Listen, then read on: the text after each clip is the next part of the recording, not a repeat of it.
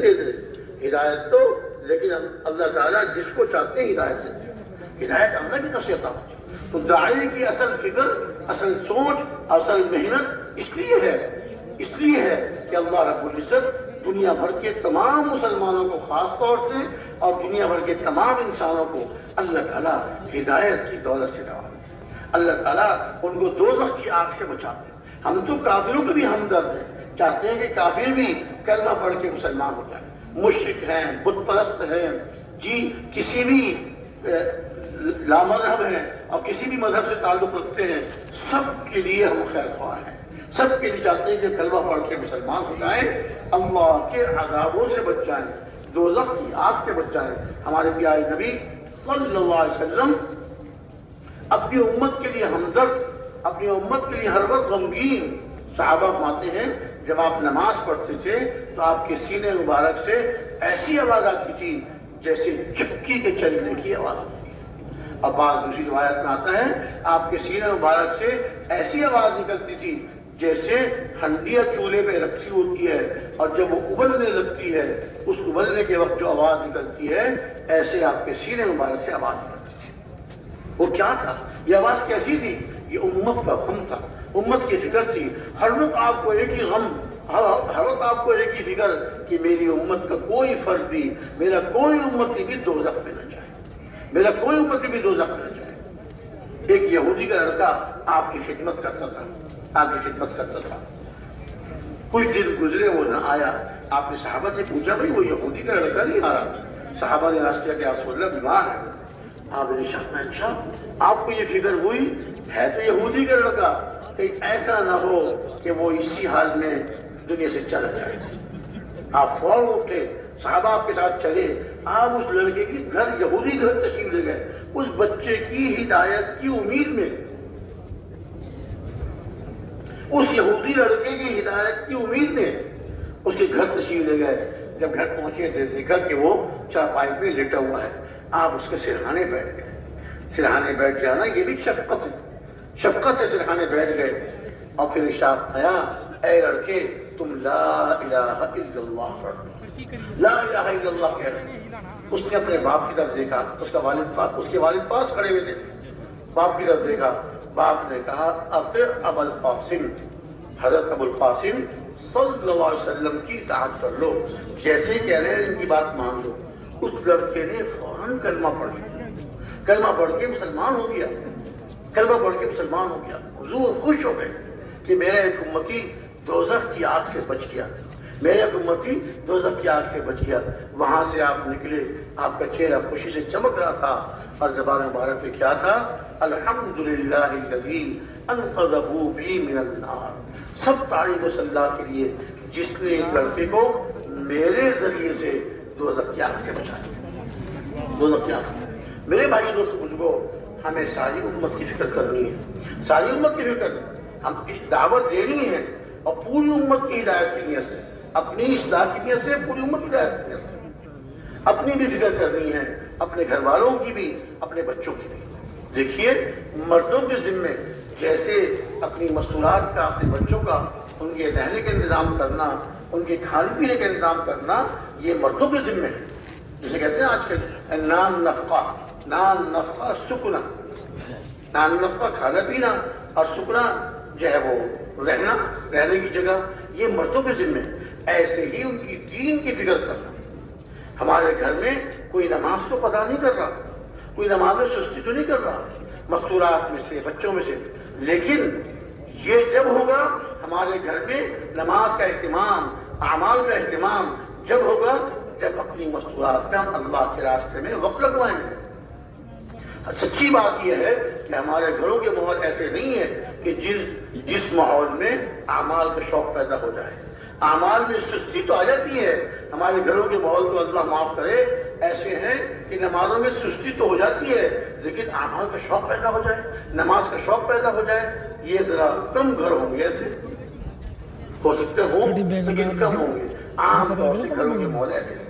جب اپنی مصروفیات، جیسے ہم خود جماعتوں میں نکلے، اللہ کے راستے میں نکلے، ہمیں شوق پیدا ہوا، اعمال کا شوق پیدا ہوا، نماز کے اہتمام کی فکر پیدا ہوا، نماز کے اہتمام ہمارے دلوں میں آیا اور نماز کی فکر پیدا ہوئی، ایسی جب مستورات کو لے کے مع مستورات کی جماعتوں میں نکلیں گے، ہماری مستورات کے اندر بھی اعمال کا شوق پیدا ہوگا، نماز کا اہتمام اور نماز کی فکر، جی اپنی آخرت کی فکر، اپنی موت کی فکر۔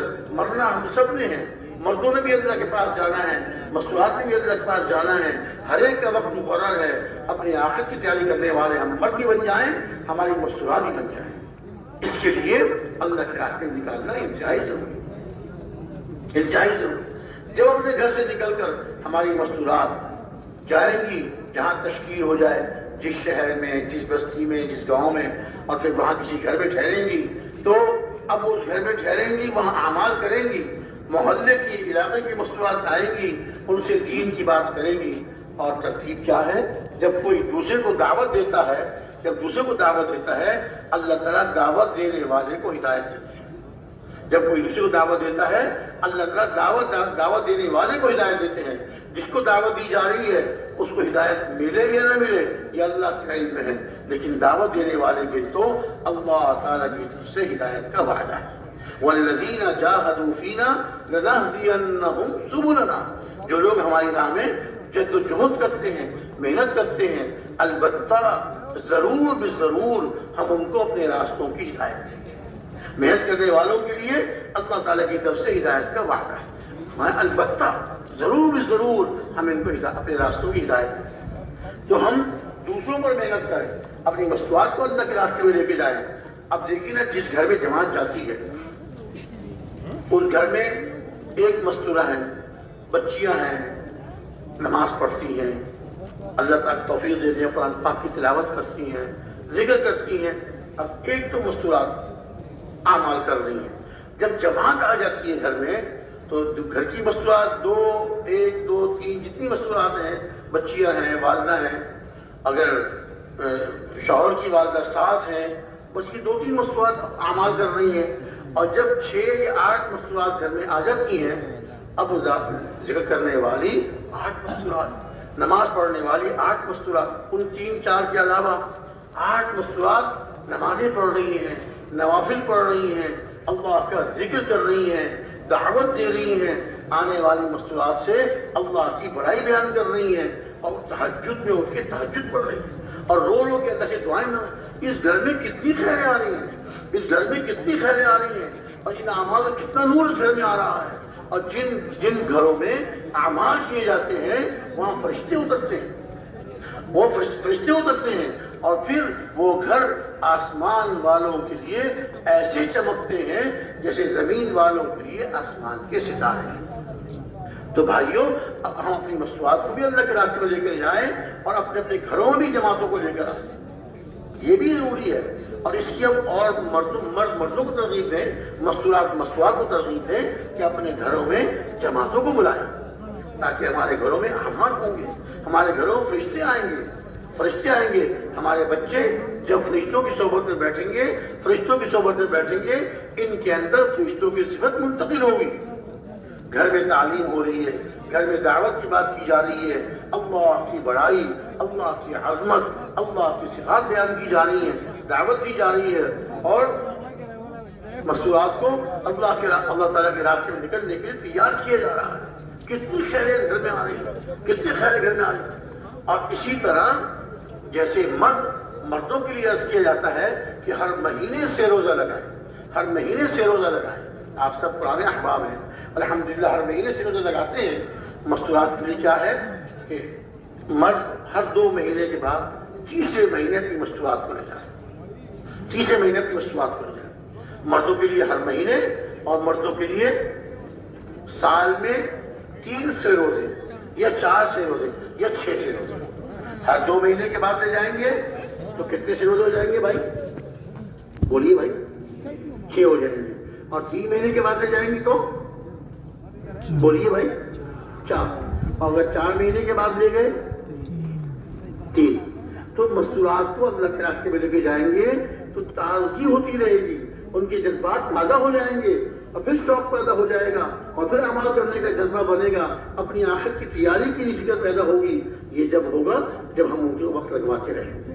اپنے گھر میں جماعتیں بلائیں، خود اپنی مستورات کو لے کر جائیں، اور اسی طرح سے روزہ لگوائیں ان کا، اور جب 3 سے روزے 4 سے روزے ہو گئے تو 15 روز لگوائیں، 15 روز لگ گئے تو اگلے سال چلہ لگوائیں، چلہ لگوائیں، اور اس کے بعد جب ایک دفعہ 15 دن اور ایک دفعہ چلہ لگ گیا، اب بیرون ممالک میں 3 مہینے کے لیے اپنی مصنوعات کو لے کر جائیں۔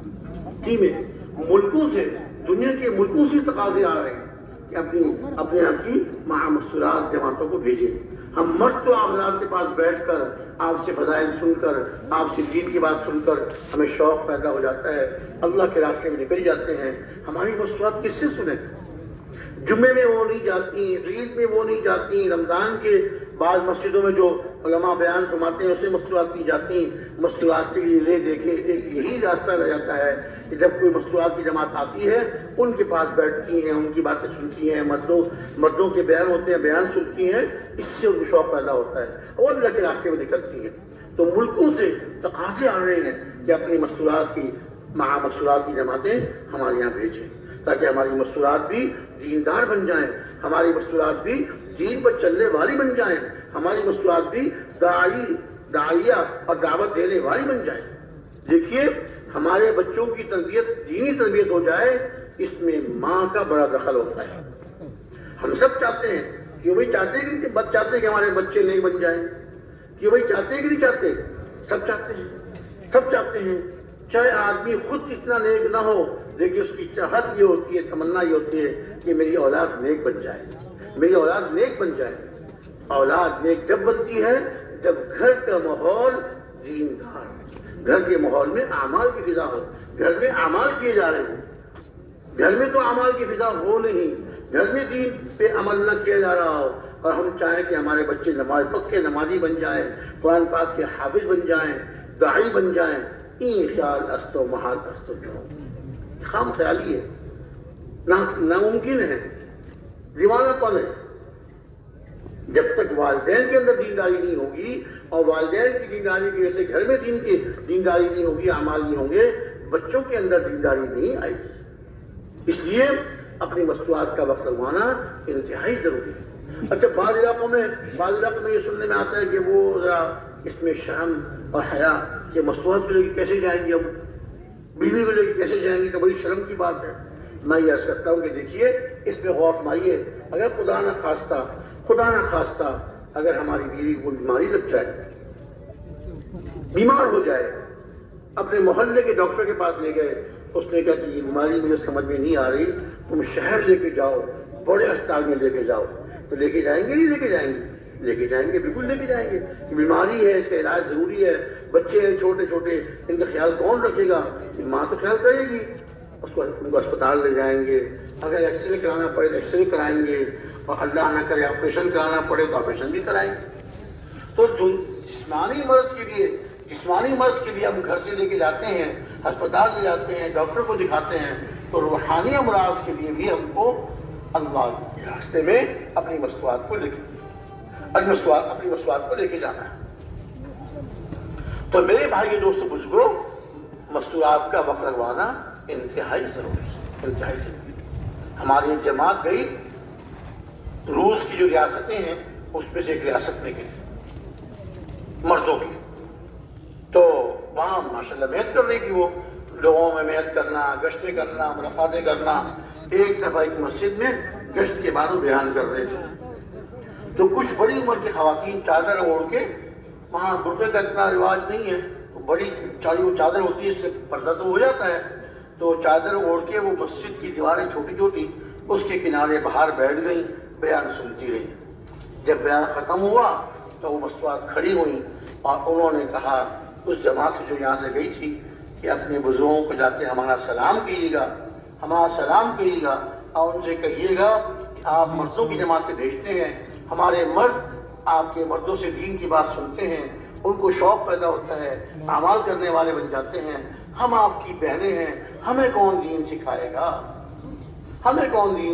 گا؟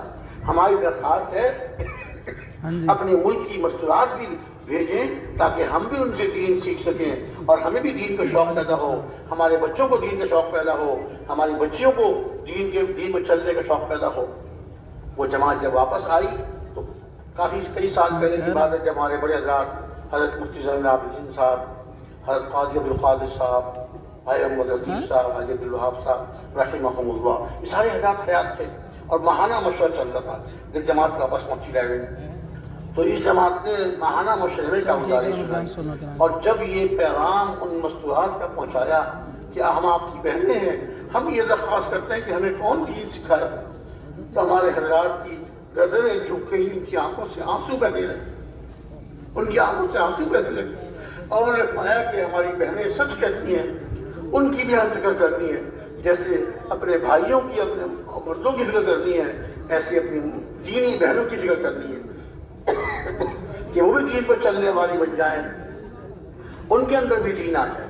ابھی جماعت بناؤ، اسی مجلس میں جماعت بنائی، الحمدللہ مشہور والوں میں سے بھی ساتھی تیار ہو گئے اور یہ فرمایا کہ جو جماعت واپس آئی کام کر کے، اس میں سے اگر کسی بھائی کی مستورہ کا وقت لگا ہوا ہے اور ان کے قوائف پورے ہیں تو وہ بھی اس جماعت کے ساتھ جائیں، کہ کام کر کے آئے ہیں لوگ، ان سے مانوس ہیں، یہ ان لوگوں سے مانوس ہیں، چانچے ایک ساتھی تیار بھی ہو گئے الحمدللہ۔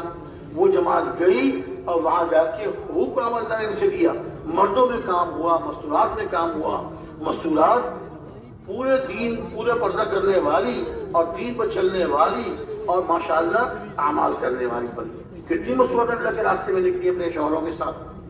تو الحمدللہ جب محنت ہوتی ہے اللہ ہدایت کو عام فرماتے ہیں اور ہدایت پھیلتی ہے تو اللہ تعالیٰ کی مددیں اترتی ہے، اللہ تعالیٰ کی طرف سے رحمتوں اور برکتوں کا نزول ہوتا ہے، اللہ تعالیٰ کی طرف سے رحمتوں کا برکتوں کا نزول ہوتا ہے۔ تو میرے بھائی دوستو بزرگوں، ہم نے اپنی مستورات کا وقت رکھوانا ہے، جیسے میں نے ابھی عرض کیا نا، 3 دن کے لیے لے کے جائیں، جب 3 دفعہ 3 دن لگ جائیں تو 15 دن کے لیے، ایک دفعہ 15 دن لگ گئے تو اگلے سال پھر چلے کے لیے۔ تو آپ حضرات میں سے کون سے بھائی ہیں جن کے اپنے مستورات کے ساتھ ایک چلہ لگ چکا ہے؟ ذرا ہاتھ اٹھائیں، اپنی مستورات کا ایک چلہ۔ اوہو، بہت کم ہاتھ اٹھے ہیں، بہت کم ہاتھ اٹھے۔ اچھا چلیے، وہ بھائی ہاتھ اٹھائیں جن کے اپنی مستورات کے ساتھ 15 دن لگ گئے، اپنی مستورات کے 15 دن لگوا دیے انہوں نے، ذرا ہاتھ اٹھائیے۔ اب بھی بہت تھوڑے ہاتھ اٹھے، یہ تو بہت کمی کی بات ہے کہ ہم خود تو ماشاءاللہ وقت لگائیں، ملکوں میں جائیں، 7 مہینے اور 1 سال کے لیے ملکوں میں جائیں اور اپنی مستورات کے 15 دن بھی لگوائیں۔ اچھا 3 سے روزے کس نے لگوا لیے اپنی مستورات کے؟ 3 سے روزے کن صاحبان نے لگوا لیے؟ کچھ تو ہاتھ اٹھ گئے لیکن ابھی بہت تھوڑے ہیں۔ اب نیت کرتے ہیں انشاءاللہ تعالی، کون سے بھائی نیت کرتے ہیں کہ اپنی مستورات کے 6 روزے لگوائیں گے، پھر 15 دن، پھر چلہ اور پھر ملکوں میں لے کے جائیں گے؟ ملکوں میں لے جانے کے لیے کون تیار ہے انشاءاللہ؟